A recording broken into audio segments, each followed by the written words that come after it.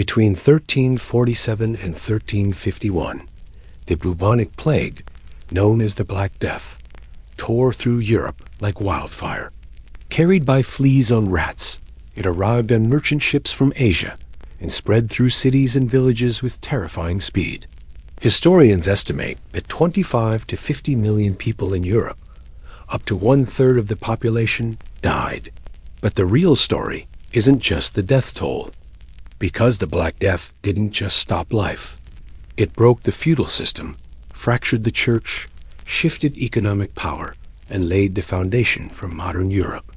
In this video, we'll explore 5 brutal facts you probably never learned about the Black Death, and how this one pandemic reshaped every part of life.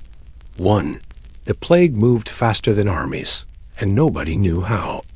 The Black Death entered Europe in 1347 through Sicily and reached London by 1348. Within 4 years, it had spread across most of the continent, faster than any army or invasion in medieval history. But no one knew how. People didn't understand germs or bacteria.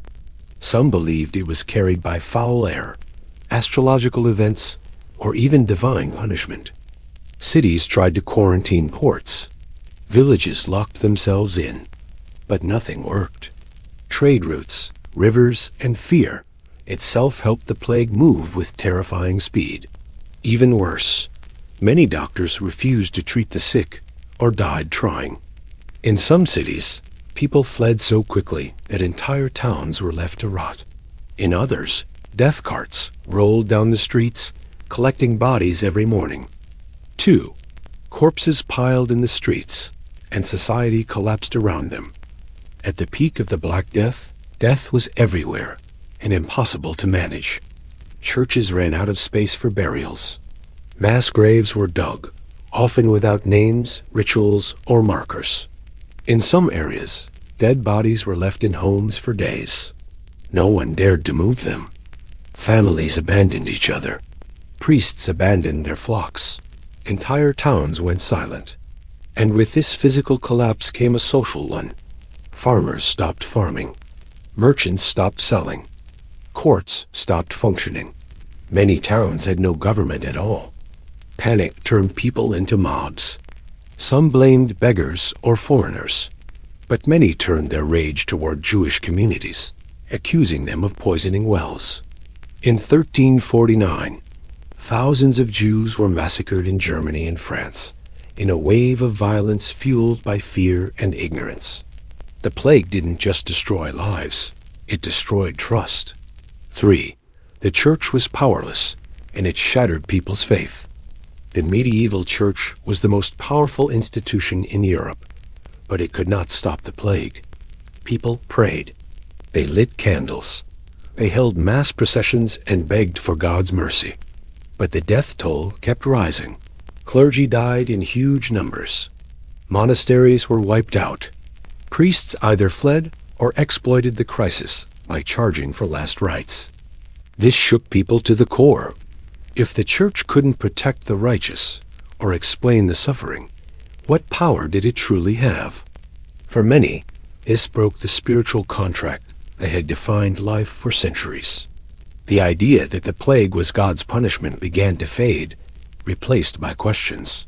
Questions that would echo for decades and eventually explode in movements like the Protestant Reformation. 4. The Black Death ended feudalism and gave workers power. Before the plague, Europe's economy ran on feudalism, a rigid class system where peasants worked the land for nobles in exchange for protection. But when the plague wiped out 1/3 to half of the population, everything changed. There simply weren't enough people left to work the land. Labor became scarce and valuable. Peasants started demanding higher wages. Some left their lords entirely, moving to cities or selling their labor to the highest bidder. Landowners, desperate for workers, began leasing land instead of enforcing old feudal dues. The structure of medieval society started to crack. In England, the government panicked. It passed the Statute of Labourers in 1351 to freeze wages at pre-plague levels. But people refused. The world had changed. By 1381, these tensions exploded into the Peasants' Revolt, a full-blown rebellion against economic inequality, and one of the first major uprisings of working-class people in European history. 5. The plague killed the old world and gave birth to the new. The trauma of the Black Death changed not just institutions, but how people thought about life, death, and purpose. Art became darker and more personal. The danse macabre, the dance of death, was a common theme in paintings, showing skeletons leading people of all classes to their graves. Science and medicine began to grow, slowly and with resistance. Universities began studying anatomy and public health. Cities like Venice introduced early forms of quarantine. With so much death, survivors inherited land, money, and opportunity. A middle class began to rise. Trade routes shifted. Towns gained more independence. And in Italy, ground zero for the European outbreak, a new movement was stirring: humanism, a belief in reason, art, and individual potential. Within decades, the Renaissance was born, and in many ways, it was the Black Death that made it possible. The plague never truly ended. By 1351, the first wave of the Black Death had ended, but it never truly disappeared. Smaller outbreaks returned for centuries. The trauma lived on in memory, in art, in religion, and in the deep shifts to European life.